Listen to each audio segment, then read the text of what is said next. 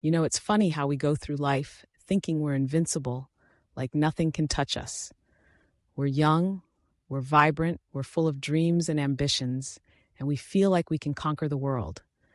But then life throws a curveball, and suddenly you're staring down the barrel of something you never thought you'd have to face. I remember the day I learned about my pancreas. It was just another Tuesday, and I was sitting in the doctor's office, scrolling through my phone, half listening to the nurse talk about routine checkups and blood tests. I didn't think much of it. I mean, who does? We all think we're going to live forever, right? But then the doctor walked in, and I could see it in his eyes. He had that look, the one that says, "I have bad news. Your blood sugar levels are concerning," he said, and those words hung in the air like a thick fog. I felt my heart drop. I had heard of diabetes, of course, but it always seemed like something that happened to other people, older people, people who didn't take care of themselves. I was healthy, or at least I thought I was. I exercised, I ate well, I was living my best life, but there I was, suddenly thrust into a world I didn't understand, a world where my pancreas was the villain in my story. "Your pancreas is struggling," he continued, and I remember thinking, why does it have to be my pancreas? Why can't it be something else, like my appendix or my wisdom teeth? Those things are useless anyway. But no, it had to be the pancreas, the organ that's responsible for producing insulin, the one that regulates my blood sugar levels. It felt so personal, so intimate, like my body was betraying me. I left that office feeling like I had been punched in the gut. I didn't know what to do. I started researching everything I could about the pancreas, about diabetes, about how to protect this little organ that had suddenly become the center of my universe. I learned about the importance of diet, of exercise, of monitoring my blood sugar levels. I learned about the foods that were my friends and the ones that were my enemies. I became a label reader, scrutinizing every ingredient, every carbohydrate, every sugar content. It was exhausting, but I was determined. I had to protect my pancreas. But it wasn't just about the food. It was about lifestyle changes too. I had to learn to manage stress, to find balance in my life.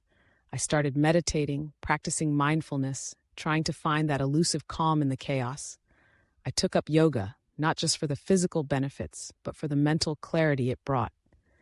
I surrounded myself with supportive people, those who understood what I was going through, those who encouraged me to keep going. I joined support groups, and I found solace in sharing my story with others who were on the same journey. Yet, even with all this knowledge, there were days when I felt overwhelmed. I would look at a piece of cake at a party, and my heart would race. I would think about how one slice could send my blood sugar spiraling out of control. I would watch my friends indulge, laughing and enjoying life, while I stood on the sidelines feeling like an outsider. It was hard. It was really hard. There were moments when I wanted to scream, to throw caution to the wind and just eat whatever I wanted. But then I would remember my pancreas, the little organ that was working so hard to keep me alive, and I would take a deep breath. I learned to find joy in the small things, in the meals I could enjoy without guilt, in the exercise that made me feel strong, in the moments of connection with others who understood my struggle. I discovered new recipes, new ways to enjoy food without compromising my health. I learned to cook, to experiment with flavors, to create meals that nourished my body and my soul. I found a community of people who were also protecting their pancreases, and together we celebrated our victories, no matter how small. But then there were the setbacks, the days when I would slip up, when I would forget to check my blood sugar, when I would indulge a little too much. Those days were tough. I would beat myself up, feeling like I had failed, like I had let my pancreas down. But then I would remind myself that this journey wasn't about perfection. It was about progress. It was about learning, growing, and adapting. I had to be kind to myself, to give myself grace.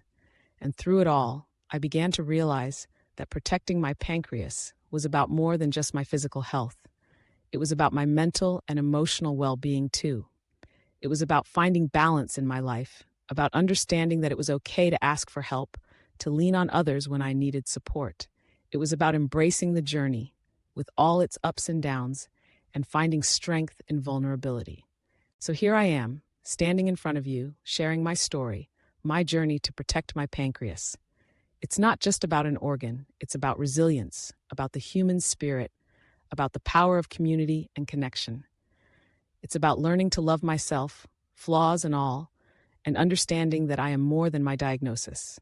I am a warrior, a survivor, and I will continue to fight for my happiness and for my pancreas.